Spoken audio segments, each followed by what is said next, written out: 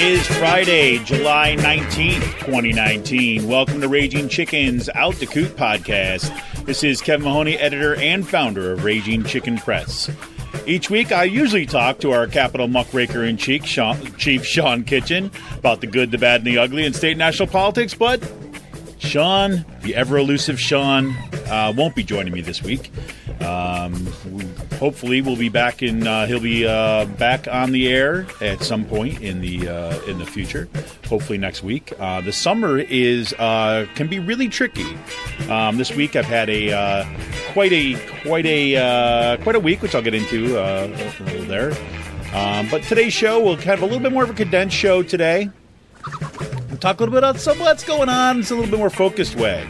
Because after all, the 2020 campaign is now in full swing as Trump and his supporters launch their new racist chant, Send Them Back. The chant targets the squad, Ilhan Omar, Alexandria Ocasio-Cortez, Rashida Talib, and Ayanna Pressley, the most visible, newly elected progressive congresswomen, all, of course, women of color. Precisely why Trump is using them as surrogates to encourage violence and hatred against people of color and immigrants.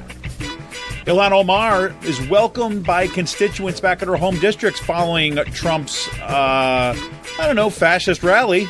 Yeah, and she pulls no punches, telling reporters that she thinks Trump is indeed fascist.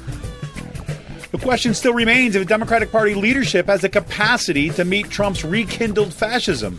My bet is that we are on our own with a growing insurgent Democratic caucus. That's right. Right now, I was watching the news, and it seems like the leadership in the House especially really wants us to just get back to talking about Mueller and maybe about calling Trump a bad man, but please don't mention the impeachment. I think Nancy Pelosi's not going to be able to control that for too much longer, as that newly emergent, or that growing emergent insurgent caucus is growing impatient with waiting around and letting this guy bring fascism to their shores in the United States, which is, it's been like that for a while for a lot of people. CNN announced the lineup for the second round of Democratic Party presidential debates. Yes, and Biden is spared being on the same stage with Warren once again. This time around, Bernie and Warren will share the same stage on night one, while Kamala Harris will face off with Biden on night two, which is, of course, everyone wants to see the drama. But the Washington Post reports that there may be some labor unrest within the Bernie Sanders campaign. Workers there demanding the $15 hour minimum wage that Sanders has championed. But there seems to have been at least a contingent of the campaign workers who are making us some noise that, that's not what they're getting. So we're going to see what goes on there. Ironically, of course, that the Washington Post picks up this story while they don't even touch what other campaigns are getting paid, right? So Bernie is going to have to, he's going to have to weather a different kind of storm when it comes to the controversies that the media wants to stoke when it comes to his campaign. So we'll see. Locally this week, last week was Netroots Nation in Philadelphia, and I will give a read on my limited time there. Sean stayed for he was there for more of it than I was, and got some mixed feelings about it. Got to spend a lot of time with Rick Smith, which was very, very awesome. That always kind of grounds me and reminds me that my read on the world, as dystopian as it can be, is actually relatively sane. And I'm not the darkest cloud sometimes. So I actually told Rick that. So I'll tell you a little about that. And there is no bigger space news this week than this is the 50th anniversary of the Apollo 11 mission to the moon. On July 16th, 1969, the Saturn V rocket launched from the Kennedy Space Center in Florida, carrying Neil Armstrong, Buzz Aldrin, and Michael Collins to the moon.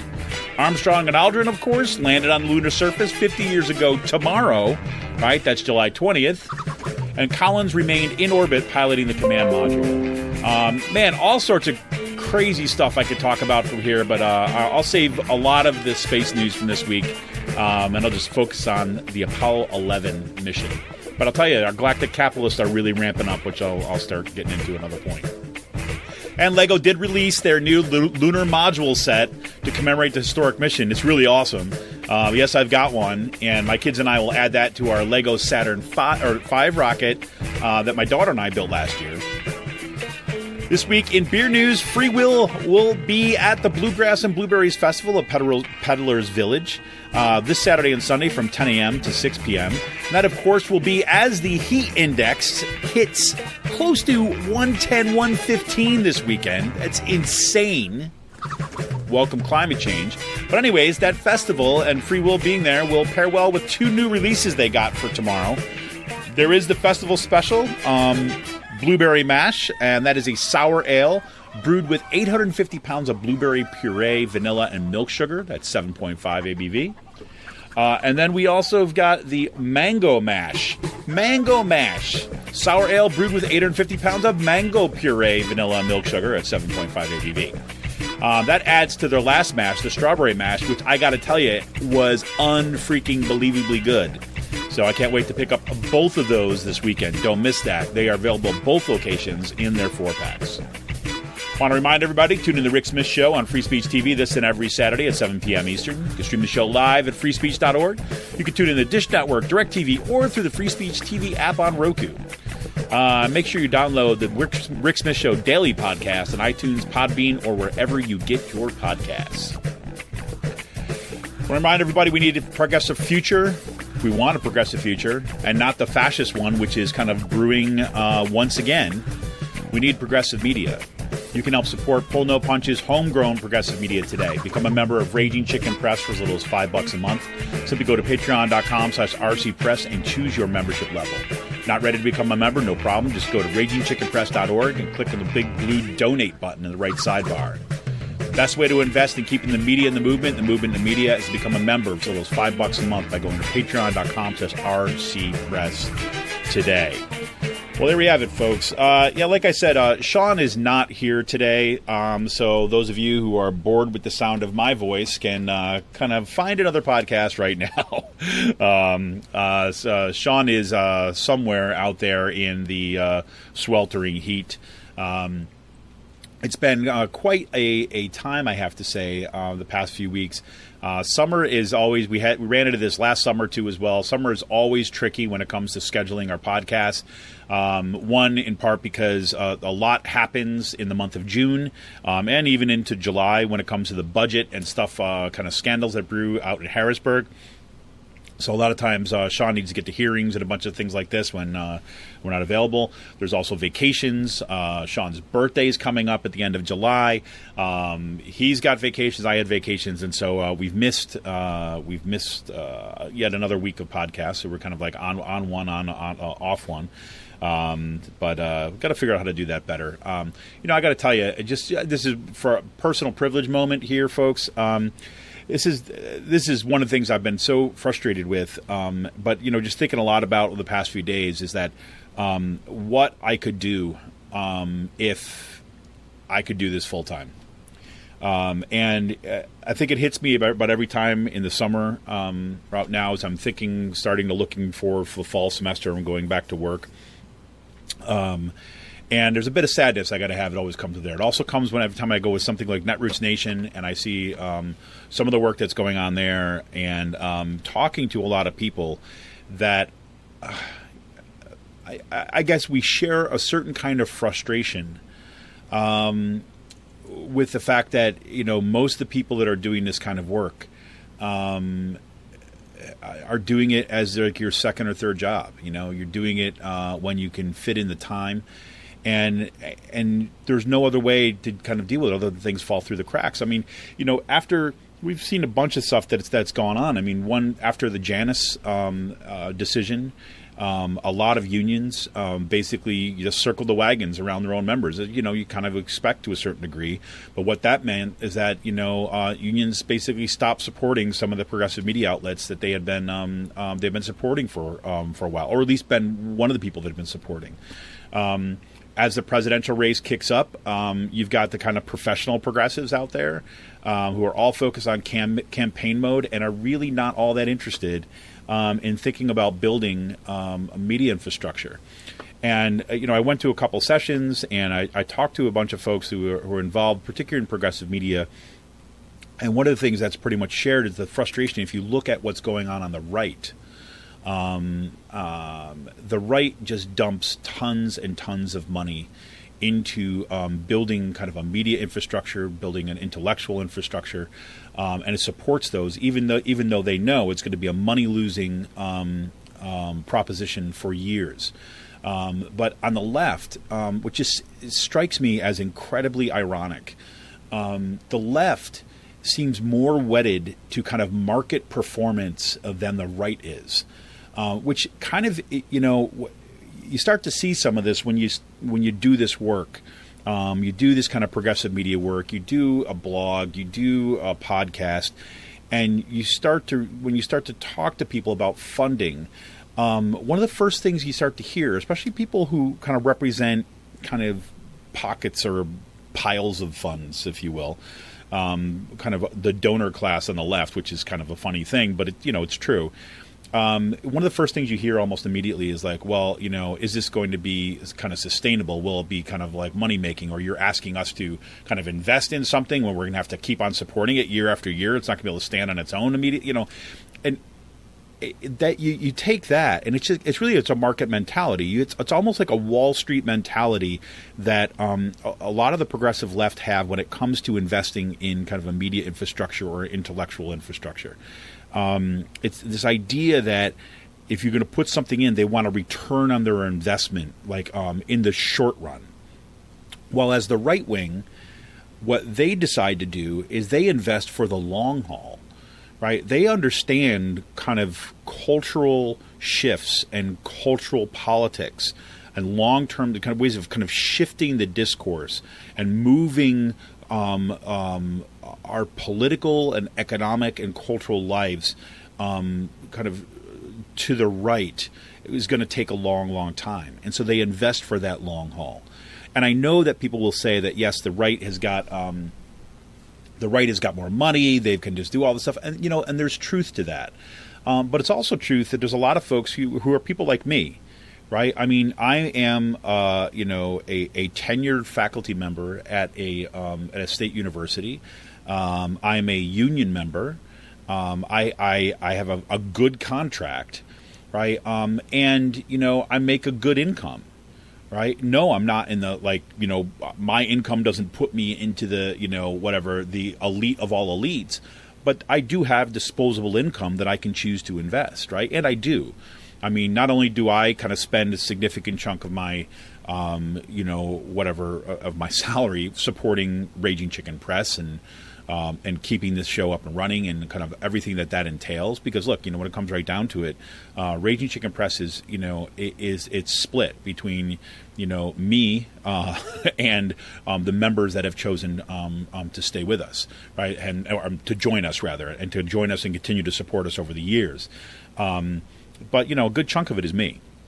And because I recognize that's important. But it doesn't stop with this. It doesn't stop with Raging Chicken. I also support In These Times. I also support Jacobin. I also support Labor Notes. I also support, a range of kind of long-term investments, not simply the charity investments. Not that they're not important, right? But I try to target my own kind of giving, if you will, toward things that are going to build an infrastructure for the future. Right, and that are part of the necessary aspects of struggle that frankly don't get all the glitz and all the attention that say a campaign for presidents get. The other thing that was frustrating, talking to folks, and I guess I was going to talk about this in the second part, but I'll talk about it now. I guess the other, talking to folks at Netroots, a few people. I was only there for one day. I was on vacation when Netroots is happening, so I drove up from vacation and whatever.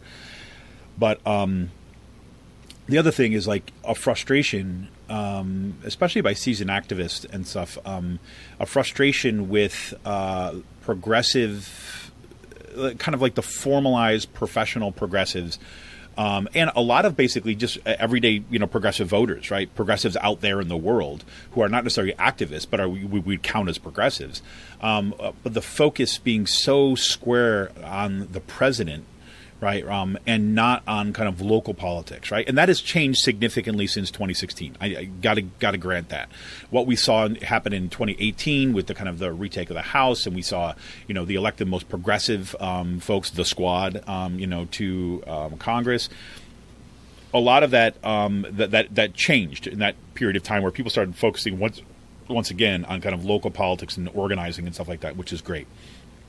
But when you talk to the money people, right, the people that are thinking of it kind of like spending money, it's like it's remarkable to be, hearing conversations. And I didn't have a direct conversation with somebody about this, but I overheard these conversations that just kind of really just reminded me of the kind of shit that we're in. Let me just give an example. So there's, this one conversation where people are kind of what I was just talking about, this media infrastructure and things like this. And someone's being interviewed, as part of another podcast, and they were talking ahead of time, and they had just had a conversation with some kind of like donor people, whatever, right? And they were kind of saying, look, we're looking for support and so and so. They're recalling this conversation to their friend who was hosting the podcast. This was not something they aired on air, but, overheard it. But anyways, and, it's like, on the one hand, they said, to give, like, say, $5,000 to like help support a podcast or help support a media outlet, right? Or $10,000, something like this. Again, for someone like me, for someone like you, I mean, that's a lot of money. But for some of these kind of donor institutions, that's not a lot of money. So, and in that same conversation, so not only did they say, well, I don't know, you get $5,000 or even $1,000 is a lot of money. I don't know if we're going to be able to swing that, blah, blah, blah.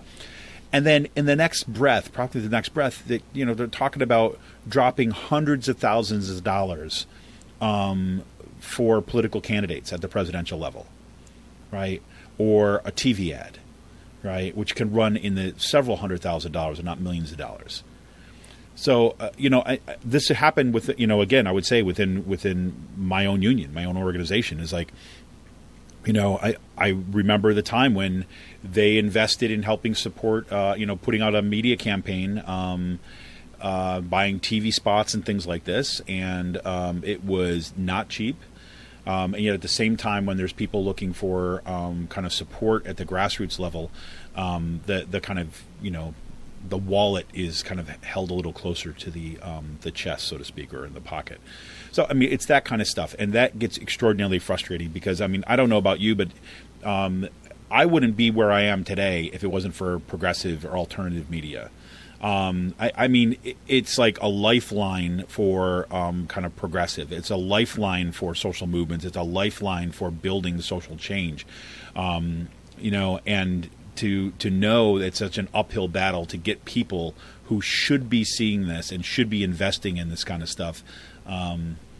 Anyways, it's just that's my little hobby horse, and I just had to kind of get that out of the way because it was one of the things that just it gets frustrating after a while. But I think about kind of what's happened this past week alone on the national stage and even locally, but on the national stage, it's like imagine if we had a team of people that could just cover this stuff all the time. Imagine if it didn't have to squeeze, an hour or two right at, 10, 11 o'clock at night to try to kind of catch up on work that I missed because I was on vacation. But if I could actually do this as a full-time position, I mean, things like this. And not just me. And this was consistently, with talking to other folks too as well. So it was interesting. But anyways, this week, marked mostly by the kind of what I consider is the official launch of the Trump campaign. I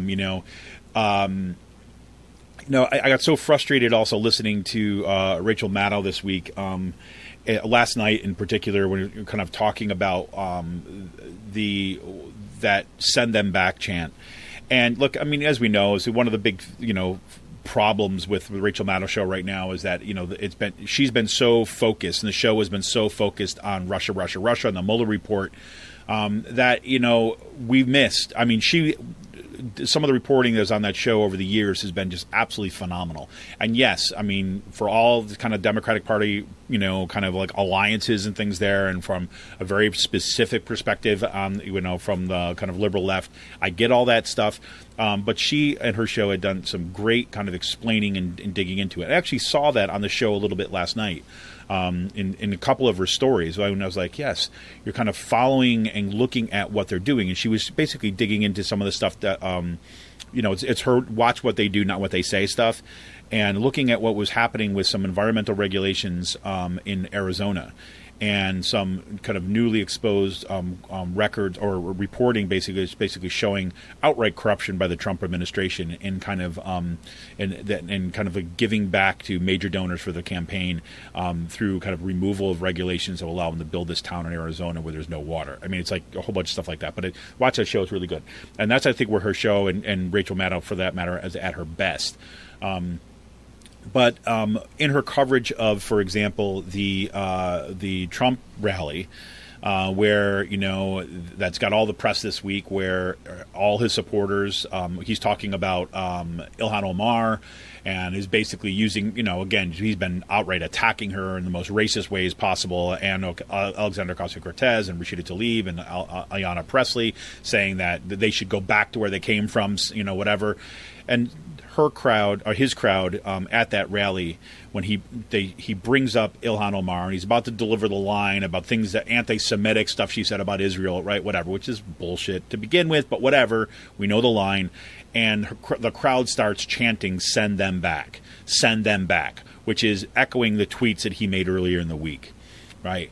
And what Rachel Maddow had said was that, maybe this is a way of kind of distracting from, maybe it's the 2020 campaign, but maybe it's about distracting them from what they don't want to look at, and looked at some of the scandals that are going on, the legal scandals, things like this. Again, not that it's not important, but I think it misses the boat on what that just represents, what just happened at that rally.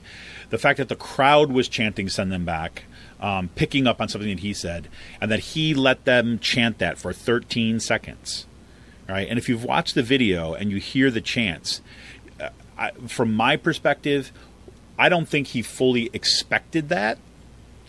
But when they chanted that, and he listened to that, and he was looking at that, in my mind, I could see the gears turning and his eyes lighting up, and basically saying, "This is our campaign. We are going further racist. We are going further fascist, and that is what we're going to be doing for 2020." And there's where it is. And then so I see, what happens. Ilhan Omar, she goes back. She's going, back to her district.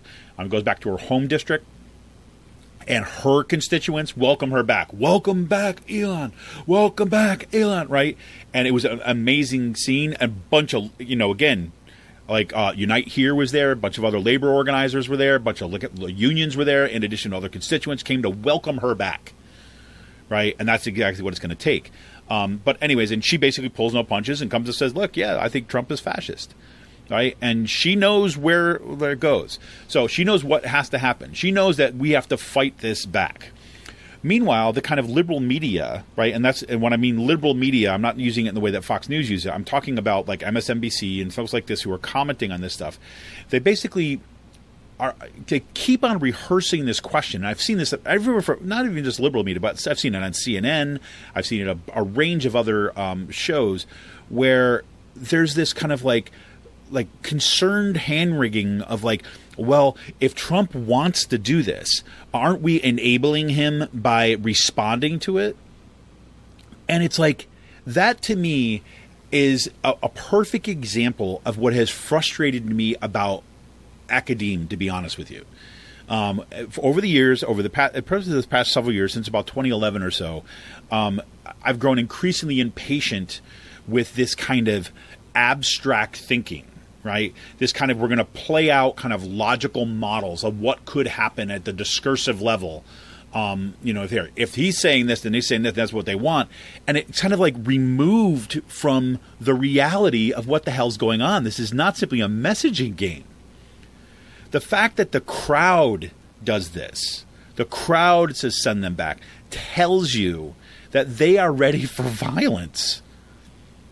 That this is burgeoning fascism, if not full-on fascism already, amidst the most corrupt administration, certainly in my lifetime, maybe in the history of the United States. Right? Trump puts Nixon to shame. And Nancy Pelosi and much of the establishment media seem more concerned about, well, if he does this and you respond to him, then you shouldn't do anything. And it reminds me of these conversations that I've had on our campus, right? Where, and just like every college campus, you get these freaking right-wing nut jobs who come onto campus, and they're these kind of like extreme right-wing evangelical kind of Christian conservatives who start yelling at, women that they're sluts, and starts yelling at kind of people who are gay and lesbian and saying they're going to hell. And these are horrible, horrible things, right? And we all know the purpose of these organizations is to promote controversy and to stir controversy and to get into and to incite things. We also know that organizations like that, right, they hope that they're going to be kicked off their campus, or somebody is going to, physically like assault them, and then they'll sue, right? And that's in part how they fund their organization. So all that stuff is true, right? But I was called in once, right, when there were students who were getting increasingly impatient with seeing this on campus, and they wanted to respond. And the administration's line at the time was just like walk on by, just ignore them, and they'll go away, right? Just ignore them. No big deal. Right?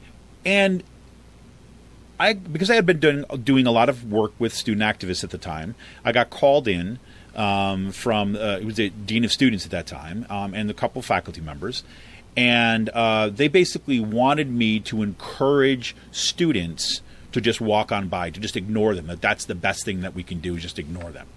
And they used almost the exact same logic that Nancy Pelosi and some of the kind of establishment media and kind of Democratic leadership are using. So, well, if we acknowledge what he's saying, we're actually kind of part of the problem, right? Even if it is to resist, right? That's the kind of logic that is.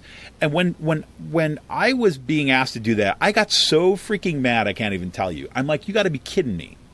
You're telling me so they're allowed their free speech rights, right? Which is true, right? I mean, they're on a college campus, right? Public college campus, free speech rights. So they're entitled to free speech. But you're telling me that free speech is basically for them only, and then for us, we have to shut our mouths. I am not going to go tell students to shut their mouths, right? The question is, what strategies do we use to respond? Right? I have always looked at moments like that as organizing moments, right? The point is not to convince the nut jobs to change their ways. The point is to use that as an opportunity to organize horizontally, to build solidarity, to find ways of saying we will not stand for this in our communities. And that does not necessarily mean getting police to come in and arrest them and take them off campus. There are so many different ways of doing this, and there's been amazing creative responses to this from people who are saying, you get to use your free speech right? Guess what? I get to use mine too. Right? And you don't have to like it, but I get to use mine too. And we're going to organize, and we're going to put an end to you people. Right? I mean that in a metaphorical sense. And that's the same deal here. Now, the squad, quote unquote, right? Ilhan Omar, Alexandria Ocasio-Cortez, Rashida Talib, Ayanna Pressley, and all the kind of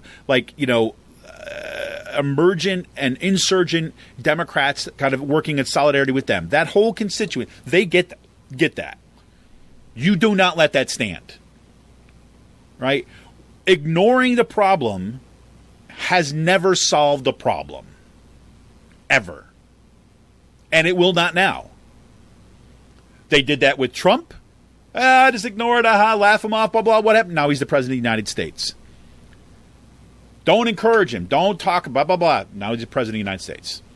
We saw this with white nationalists and white supremacists, right? And we got a lot of flack for this. Sean in particular, right, for reporting on white supremacists, right, and the kind of the actions that were going on. They said, no, if you report on them, you're emboldening them.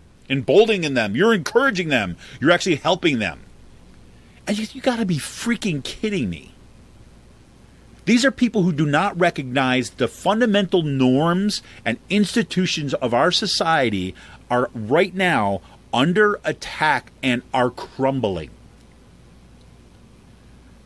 If you are on top of a crumbling infrastructure, you either got to fix the freaking infrastructure or you got to get the hell out, right? Get out of the building and let it crash and rebuild, right? I mean, there's no other option.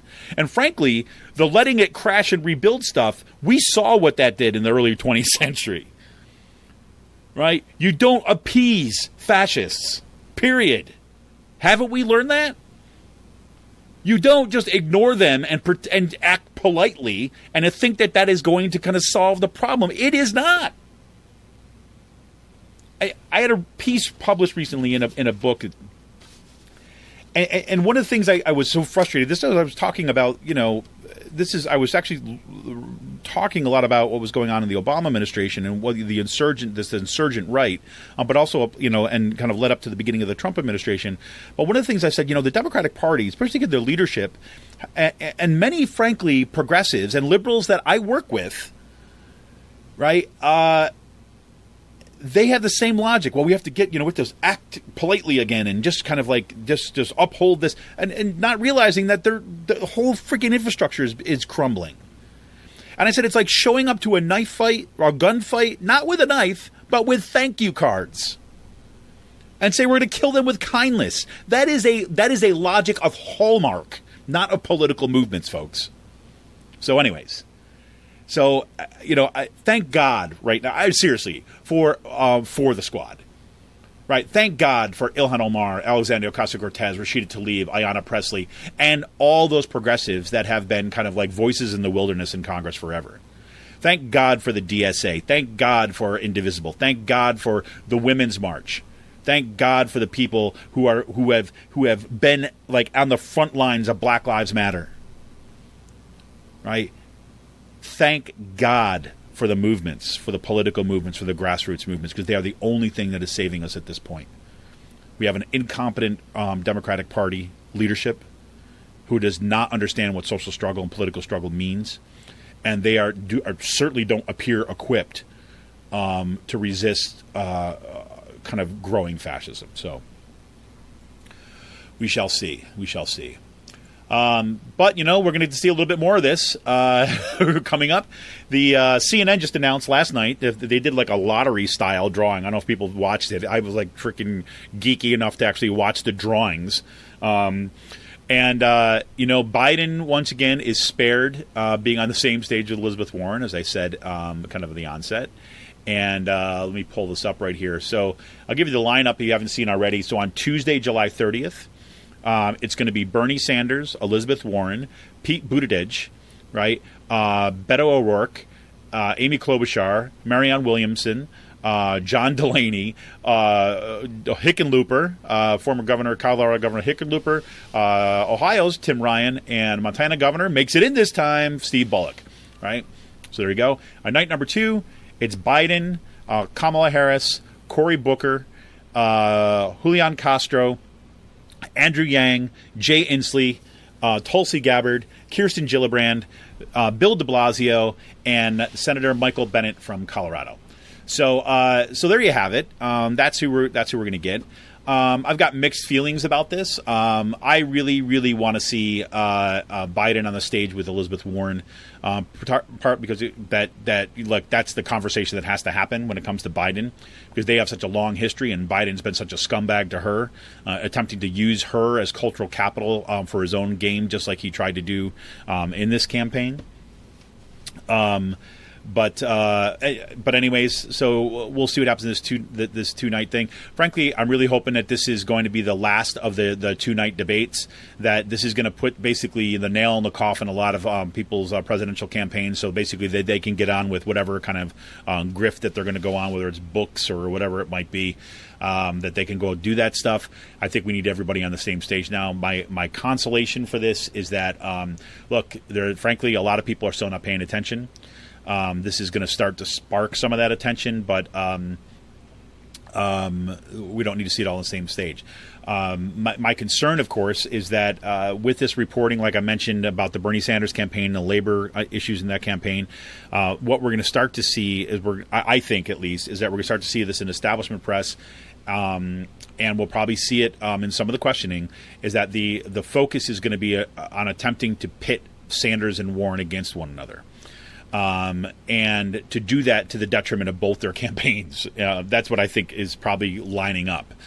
They want to see that fight because they love it when progressives go after each other and then leave the terrain open for all the moderates. So, but we'll see. Frankly, I think Bernie Sanders and Elizabeth Warren have a long enough relationship and work together closely enough that I am hoping that they're going to go in there and think about, look, for the purposes right now, we are a team. We are about establishing the message, not just about our particular campaign. Right, that's what I'm hoping to see. I'm hoping that's going to be Warren and Sanders laying out the progressive argument on the left, and the rest of them trying to kind of claim that that we need to be friends with Republicans. That's what I'm hoping that's going to pay off to be. The Biden one. As again, all the attention is going to be on Harris. It's going to be interesting to see what Cory Booker does, because Cory Booker, if you remember from the first night, the first round of the debates, Cory Booker basically took one step to the left, kind of planting himself in the camp with Sanders and Warren, a little bit closer. Julian Castro it's going to be interesting to see him with Biden. We'll see what goes on. I think, frankly, Bill de Blasio, I'm just hoping he continues to do what he did in the first round, is that he is going to be the progressive stick in that particular debate. And I think that it's going to irritate Biden. I think that we can expect Bill de Blasio to go after Biden. That would be my bet. Maybe not directly, but in terms of his policies and the wing of the party that he represents. And that is going to force Biden to actually have to try to kind of argue for his position, and which is going to think people are going to see how hollow that is, but we'll see.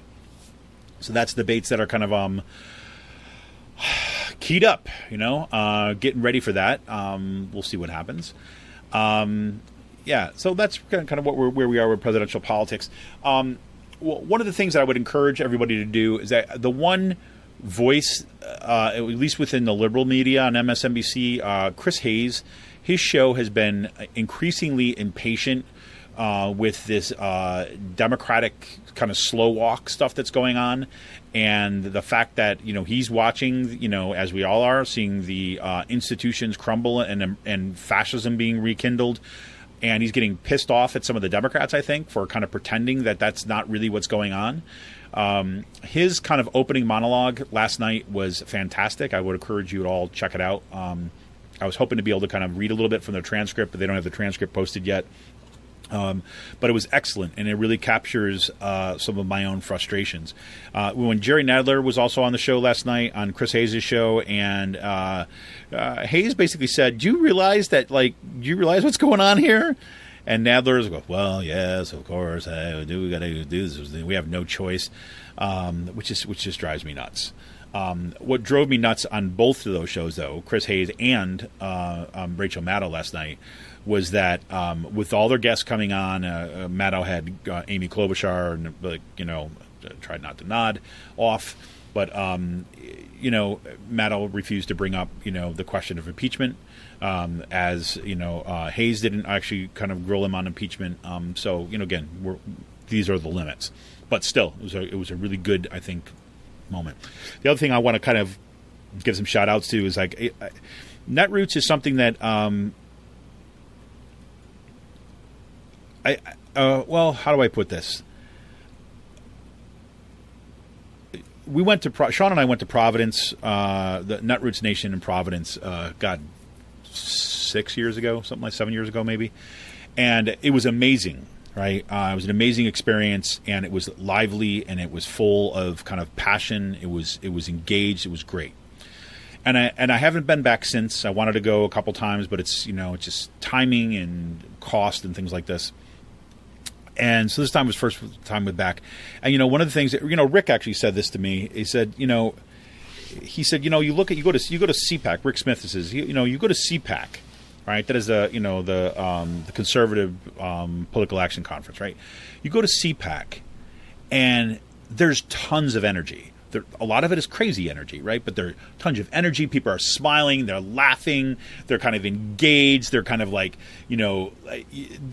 mood is upbeat, right? And the mood is engaged, right? And so as horrendous as some of most of the politics of CPAC is. These are engaged people, right?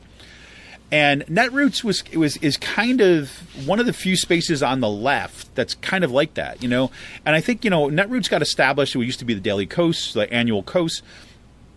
But, coming out of, the blogosphere in the kind of early 2000s, when there was this kind of push against the Bush administration, the Iraq War, and all this kind of stuff, and there was a passion when we were in Providence, right, that you saw everywhere you went.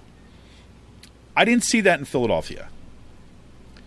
Now, I was only there for one day. Okay, so get that with a grain of salt. But I had this feel. I kept on having this nagging feeling that I'm at like another academic conference. These are a bunch of professionals. Most people that wanted to come up and talk to me, and I was just floating around talking to people. I wasn't set up at a table or anything like that. But I'd be approached by random people who were looking at me to sell different, different technology, to how to help your political campaign. There's a lot of well-dressed kind of like hipster kind of dress folks there hawking stuff. And it didn't feel passionate. Now I understand that Saturday there was more of that because you had the presidential forum. There's a lot more people that were coming out and things like this, which is good. There were some amazing things that happened in terms of like organizing the community, mobilizing activists to show up for different actions, for like a Hahnemann Hospital, for example, in Philadelphia. Those were excellent. But I had this nagging feeling that Netroots represents a moment in time that is past, right? It had a meaning to, let's say, like my generation, who, Gen Xers who had been frustrated for the longest time, where there hadn't been a lot of these mass movements or so on, and were finally fed up. Right, and finally had the means, and as a technological means of the blogosphere and things like this, to actually break into and kind of like define a different set of politics on the left, like progressives, right, was what really emerged in the early days of the Netroots and the blogosphere and so on. And that meant a lot. But, I haven't listened to Chapo Trap House in a while, just for random reasons. I mean, not because I'm like, I don't like them anymore. But I hadn't listened to them in a while, and they were at Netroots, and they gave a pretty blistering summary of what happened at Netroots. And I would really encourage people, especially those folks who are kind of, at Netroots for that matter, to give them a listen. Now, again, I don't agree with absolutely everything that they had to say, but I think this idea about that, they saw at Netroots is not the center of where the energy is in the party right now. Or on the left, rather. That is more in DSA. That is more that is happening in the kind of on the activists on the left. And that was not the center of gravity at Netroots this year. And that was just interesting. And it made me feel like, okay, we need to like find these other spaces. Like maybe say, okay, we had this, it was a good thing. It's time to move on. It's time to get in with the DSA folks. It's time to build out the kind of the left within in a more sustained way, more than we've ever had, at least in my lifetime. So, something to think about. So today, just to kind of wind things up today, is like I said, this is the 50th anniversary of the Apollo 11 mission, and I am always, and continually just in awe of that. It's absolutely amazing when watching, when I can, different clips of that. I have yet to watch the new Apollo 11, the movie that had come out, the one that has no narrator. It's a documentary. It's just original footage. I'm hoping to get to that this weekend, maybe, to see that. But it's really a momentous time. And, if I had more time today to really get into it, we are really on the precipice of the next space race. It is as much a reflection of where our political and economic world is right now as anything else. The fact that billionaires are the ones who are leading it, the fact that it is being premised on kind of basically neoliberal, libertarian ideals, that the people that are most invested in this happen to be on the right wing, that it is coupled with massive movements to privatize yet another sector of the public, which are things like NASA and the whole kind of like, intellectual infrastructure and the scientific infrastructure that is that it's bound up in, and turn it over to science for profit. We saw that as kind of like, the Trump administration is basically destroying the EPA, destroying the United States Department of Agriculture, the Department of the Interior, by basically telling all these scientists, either you're going to move to Kansas City in the case of the Department of Agriculture, or you're going to move to, Colorado, I guess, for the Department of the Interior, or you either move in 2 weeks, or you're going to lose your job. And yep, most of those scientists are bailing, and now they're going to be at the position where you have all these scientists that are out there, and they're going to have to look for work. And with a diminished public sector, they're going to have to decide to go work for some private industries. And then all that science is no longer public. All that science is now proprietary, right? And it's astonishing what's going on. This is just through the window of the space stuff. I mean, it's amazing. And you put that in comparison to what happened 50 years ago, more than 50 years ago, in the lead up to the Apollo 11 mission to the moon.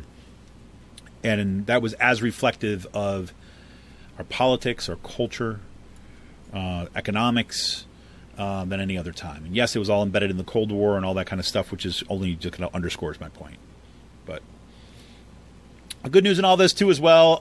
In addition to tomorrow being the 50th anniversary of the landing on the moon, and it's going to be all over the news and all over the radio and podcasts and everything like this, is that I was really psyched to see that Lego released the lunar module, the lunar lander, and yes, I got a copy of it, I got a set, and we're going to build it relatively soon, maybe this weekend, since it's freaking going to be a heat index of around 110, maybe 115 in some places, maybe even 120 if you're down in the city. So we've got to be safe, that's for sure. Climate change is with us to stay, folks. Yeah, I'm not going to even get into that, because that's a whole other hole that I don't feel like going in right now, because I want at least a little bit of goodness. Anyways, last thing today, that just give a little beer news. Free Will will be at the Bluegrass and Blueberries Festival at Peddler's Village Saturday and Sunday from 10 a.m. to 6 p.m. That should be it's always a good event. They have like organic blueberries from the area, all sorts of vendors that kind of like supporting that festival. And Free Will, of course, has its own tap room there at Peddler's Village. It's a really great tap room. If you haven't been there, check it out. Just a really cool place. But they have two releases this weekend, and I mentioned this at the top of the show. Their strawberry mash was absolutely freaking amazing. I absolutely loved it. That was released a few weeks back. So they've got a double release tomorrow, which is a blueberry mash and a mango mash, which I kind of like laid out a little bit there. I can't wait to get those. 850 pounds of blueberries or mangoes, depending on which mash you're going to get. Both will be there tomorrow. Both will come in at 7.5 ABV, and both promise to be freaking amazing. I'm wondering, I have to say, I'm curious about the mango mash, if that's going to end up being too sweet, but we'll see. The blueberry mash seems like right in that vein. And what was great about the strawberry one is that the strawberry mash, you had that sweetness, absolutely, but you had the tartness of the strawberries came through so nicely too as well. That's of course helped with the sour too as well. So anyways, great stuff. So check that out. I hope that Sean will be back next week if we can make our schedules work. In the meantime, I appreciate everybody being patient with us, because I know that, you wonder, what the hell just happened? Why is it that there's no show this week? And, my best intentions are to kind of do a little short quip, like let everybody know where everything's going to go on, but it's just been crazy. So hopefully back from vacation, that I could start to get my feet on the ground once again as we approach we're at the mid-July and we're approaching the end of July, and it's driving me crazy. I can't believe the summer's going so fast. But here's looking forward, everybody. So we remind you that if you can become a member of Raging Chicken Press, just go to patreon.com/rcpress. You become a member for as little as $5 a month. That is what sustains us. That is what can help us build us out. And that is really the make or break of whether or not progressive media is worth it. Right? It depends on you. There is, I've said for a while to a lot of folks around, there's only so long you can do this, and just kind of trying to piece together every little last thing. And you guys got, you end up questioning, is it worth the effort if no one really gives a shit, right? But I know, look, we've got our core members, ones that have been with us since the beginning. Ones like Seth, for example, who's been one of our very first members. He just kind of moved into the Patreon. Came in once again at $25 a month is absolutely amazing. So we have some of our oldest members who are there, and we have our Patreon members who have joined, and we know that they know what I know, right? That you don't get progressive media if you don't support it. They know that, look, $5 a month, right? That can buy me a beer, right? So I'm basically saying a beer a month, right? To go to support progressive media. A Starbucks venti latte, whatever, a month, one a month. That's what we're talking about here. And, we've made a decision that this is how we want to run things. We don't want to try to go out and spend all this time recruiting ads and everything like this. We want it to be a membership-based thing, so we're not beholden to anybody except you. Right, so join the members who have been there since the beginning. Join the members who recently joined. Become a member of Raging Chicken Press for as little as $5 a month. Simply go to patreon.com/rcpress today. All right, everybody. Thanks for sticking with us. Try to stay cool, stay safe. And we'll see you next week. See ya!